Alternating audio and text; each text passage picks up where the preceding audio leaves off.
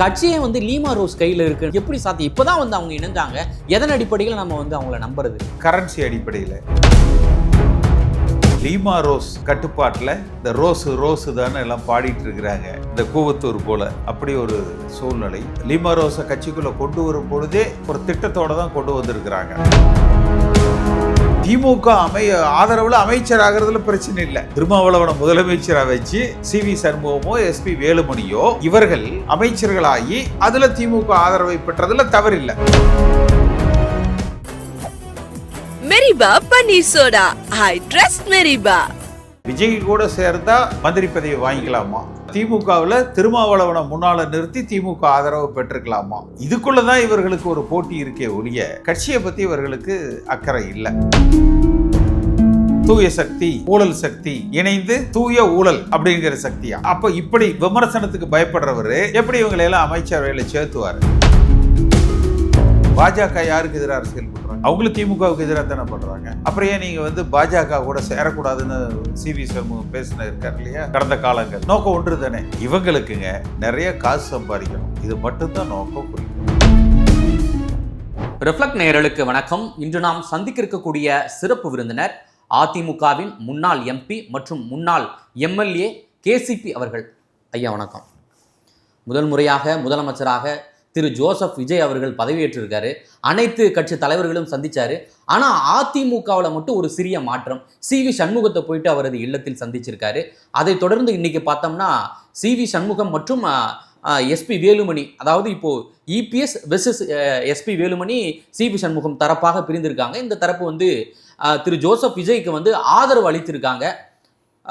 அதிமுகவில் என்ன நடக்குது? ஒரு MP-யா ஒரு MLA-வா அந்த கட்சியில் நீங்க பயணிச்சிருக்கீங்க. அதிமுக எதை நோக்கி தான் போகுது? ஒன்றும் புரிஞ்சுக்க முடியல. சுயநலவாதிகளுக்கு இடையிலான போராட்டம் நடந்து கொண்டு இருக்குது. என்றென்றைக்கும் ஆட்சியில் இருக்கணும், அதிகாரத்தில் இருக்கணும், என்றென்றைக்கும் பணம் சம்பாதித்து கொண்டு இருக்கணும், கான்ட்ராக்ட் கமிஷன் தேவை என்பதை நோக்கி பயணிப்பவர்களின் கையில பொன்னையின் ஒரு முறை சொல்லியிருப்பார். அதாவது வந்து பணம் படைத்தவர்கள் இந்த கட்சியை இன்றைக்கு ஆதிக்கம் செலுத்துகிறார்கள், மீண்டும் ஒரு பணம் படைத்தவர்கள் இவர்களிடத்திலிருந்து விலைக்கு வாங்கி விடுவார்கள். லீமா ரோஸ் கட்டுப்பாட்டில் இந்த ரோஸு தானே எல்லாம் பாடிட்டு இருக்கிறாங்க, இந்த கூவத்தூர் போல. அப்படி ஒரு சூழ்நிலை. லீமா ரோஸை கட்சிக்குள்ள கொண்டு வரும் பொழுதே ஒரு திட்டத்தோட தான் கொண்டு வந்திருக்கிறாங்க. யார் அந்த முயற்சியை மேற்கொண்டது? வேலுமணி. அது அடுத்து பார்த்தீங்கன்னா திரு திமுகவினுடைய ஆதரவில் எடப்பாடி பழனிசாமி முதலமைச்சராக முயற்சி செய்தாருங்கிறது இவங்களுடைய குற்றச்சாட்டு. ஆனால் தெளிவான நிலையில தான் அதை கொடுத்தாரு. அந்த குற்றச்சாட்டை காலையில் மாலையில் இல்லை. Okay okay. ஆனா திருப்பி அவரே என்ன சொல்றாருன்னா, திருமாவளவனை முதலமைச்சராக வைத்து அதிமுக அமைச்சரவை அமைத்து அதுக்கு திமுக ஆதரவுன்னு ஒரு முடிவு பண்ணோம், அதுக்கு எடப்பாடி பழனிசாமி ஒத்துக்கல அப்படின்னு. அப்ப இவர் திமுக ஆதரவுல அமைச்சர் ஆகிறதுல பிரச்சனை இல்லை. திருமாவளவனை முதலமைச்சரா வச்சு CV சண்முகமோ SP வேலுமணியோ இவர்கள் அமைச்சர்களாகி அதுல திமுக ஆதரவை பெற்றதுல தவறில்லை. இவர்கள் நான் ஒரு ட்வீட் போட்டிருப்பேன், பார்த்திருப்பீங்க. பார்த்தேன். பல லட்சம், ஒரு 1 மில்லியன் தாண்டுது. பார்த்துட்டேன். அதாவது உதயநிதி, அப்புறம் வந்து SP வேலுமணி, உதயநிதி வீட்டுல மகன் வேலுமணியோட பையன், தங்கமணியோட பையன், இவர்களெல்லாம் எடப்பாடி பழனிசாமி பையனு இருந்ததாக. இவங்க 3 பேரும் தான் முதல்ல போய் உதயநிதி கிட்ட நான் இந்த மாதிரி அதிமுக ஆட்சி அமைக்கிறேன், நீங்க ஆதரவு கொடுங்கன்னு பேசியிருக்காங்க. இது பத்தின CCTV ஃபுட்டேஜ் எல்லாம் இருக்குங்கிறாங்க. நான் அதான் கேட்டேன், இது உண்மையா பொய்யா சொல்லுங்க. நீங்க மறுத்தா அவங்க அந்த CCTV ஃபுட்டேஜை வெளியிடுறாங்கிறாங்க என்று நான் சொல்லியிருப்பேன். இன்னைக்கு இருக்கிற டெக்னாலஜியில இந்த 3 பேர்த்தோட செல்போனும் உதயநிதி கண்டுபிடிச்சிடலாம். அவ்வளவுதானே, இதை கண்டுபிடிச்சிடலாம். அப்ப இவர்களுக்கு பிரச்சனை வந்து பதவி வேண்டும் என்பது தானே ஒழிய இந்த கட்சி எதிர்காலத்துல நம்ம தோத்துட்டோம், தொடர் தோல்விகளா இருக்கு, இதை எப்படி சரி செய்யறது, எப்படி மீண்டும் ஆட்சி அமைப்பதற்கு மக்களின் நம்பிக்கையை பெறுவது, அதிமுக தொண்டர்களின் நம்பிக்கையை பெறுவது என்பதை நோக்கி இவர்களுக்கு சிந்தனை இல்லை, என்பதை நோக்கி இவர்களுக்கு பயணம் இல்லை. விஜய் கூட சேர்ந்தா மந்திரி பதவி வாங்கிக்கலாமா? வாங்குறது. திமுகவில் திருமாவளவனை முன்னால நிறுத்தி திமுக ஆதரவு பெற்றுக்கலாமா? இதுக்குள்ளதான் இவர்களுக்கு ஒரு போட்டி இருக்கே ஒழிய கட்சியை பத்தி இவர்களுக்கு அக்கறை இல்லை. இந்த நல்ல மனிதர்களது எண்ணங்கள் நாட்டு மக்களுக்கு இப்ப தெரிய வந்திருக்கு. ஆனா எஸ்பி வேலுமணி சொல்றாரு, எங்களுக்கு பதவி மீது எந்த ஒரு ஆசையுமே கிடையாது. கட்சியிலிருந்து பிரிந்து சென்றவர்கள் வந்து டிடிவி தினகரன், சசிகலாவெல்லாம் நாங்க வந்து சேர்க்கணும் அப்படின்ற போலதான் விரும்புறோம். பதவி மீது எந்த ஒரு மோகமும் கிடையாது அப்படின்ற போல சொல்றாரு. செங்கோட்டை எத்தனை சொன்னாரு. அன்னைக்கு வேலுமணி அதிமுகல தானே இருந்தாரு. ஏன் அன்னைக்கு ஆமா செங்கோட்டையை சொல்றது நியாயம், அவரை சேர்த்தணும், எல்லாரையும் ஒன்னாக்கணும்னு சொல்லாமே. ஏன் என்ன சேர்த்தணும்னு வேலுமணி பேச மாட்டேங்கிறாரு? ஏன்னா என்ன நியாயமோ அதை நான் பேசிடுவேன். இந்த கலெக்ஷன் கரப்ஷன் கமிஷன் இந்த வேலை எல்லாம் நம்ம கிட்ட இருக்காது. ஏன் அதை பேச மாட்டேங்கிறாங்க? ஏன் வந்து செங்கோட்டையன் பேசும் பொழுது இவர் ஆதரவு கொடுத்திருக்கலாமே. செங்கோட்டையை நீக்கத்துக்கு இவரும் எடப்பாடியோட உடந்தையாத்தானே இருந்தாரு. இப்போ இந்த தாவேகாவுக்கு ஆதரவு கொடுத்துருக்காங்க. இந்த நிலைப்பாட்டை எப்படிதான் பாக்குறீங்க? எதிர்காலம் வந்து அதிமுகவுக்கு எதிர்காலம் எப்படிதான் இருக்கு? ஆமா, இவருக்கு நல்ல 2 செக்யூரிட்டி கிடைச்சிருக்காங்க. விஜய்க்கு கேட்டுக்கு வெளியில நெட்டையா ஒருத்தர் குட்டையா ஒருத்தர் கிடைச்சிருக்காங்க. அவ்வளவுதான். அவர் ஒண்ணு இவங்களை எல்லாம் மந்திரி எல்லாம் ஆக்க மாட்டாரு. அவர் முதல்ல ஒரு ஜியோ போட்டாரு. என்ன போட்டாரு? ஒரு ஜோசியருக்கு பதவி கொடுத்து அதை ரத்தன் பண்ணிட்டு, ஆமா அதை வந்து இன்னைக்கு ரத்து பண்ணிட்டாங்க. ஏன் பண்றாரு? சமூக வலைதளங்கள்ல பொதுமக்களிடத்துல வாக்காளர்களிடத்துல வருகிற அந்த எதிர் விளைவுகளை. அப்ப இவங்களையெல்லாம் அமைச்சரவையில சேர்த்துன என்ன ஆகும்? தூய சக்தி, ஊழல் சக்தி இணைந்து தூய ஊழல் அப்படிங்கிற சக்தியா? அப்ப இப்படி விமர்சனத்துக்கு பயப்படுறவரு எப்படி இவங்களையெல்லாம் அமைச்சரவையில சேர்த்துவாரு? சேர்த்த மாட்டாரு. அதாவது தாவேகாவுடைய நோக்கமும் அதிமுகவுடைய நோக்கமும் ஒண்ணுதான் அப்படின்ற போல சொல்றாங்க. இப்படி போயிட்டு யாரு சொல்றா? அப்படி சி.வி. சண்முகம் சொல்றாரு. என்ன நோக்கமோ? திமுகவை ஒழித்து கட்டுவதுதான். அதுதான் திமுகவுக்கு எதிராக தான் நம்ம கட்சி ஆரம்பிச்சது. சரி, அதே நிலைப்பாடெல்லாம் அவங்க இருக்காங்க. பாஜக யாருக்கு எதிராக அரசியல் பண்றாங்க சொல்லுங்க? பாஜக யாருக்கு எதிராக அரசியல் பண்றாங்க? அவங்களும் திமுகவுக்கு எதிராக தானே பண்றாங்க. ஆமா. அப்புறம் ஏன் நீங்க வந்து பாஜக கூட சேரக்கூடாதுன்னு சி.வி. சண்முகம் பேசின இருக்காரு இல்லையா கடந்த காலங்கள்? அது ஏன் சொன்னீங்க? நோக்கம் ஒன்று தானே. இவங்களுக்குங்க நிறைய காசு சம்பாதிக்கணும், தொடர்ந்து சம்பாதிக்கணும், இடைவெளி இல்லாம சம்பாதிக்கணும்.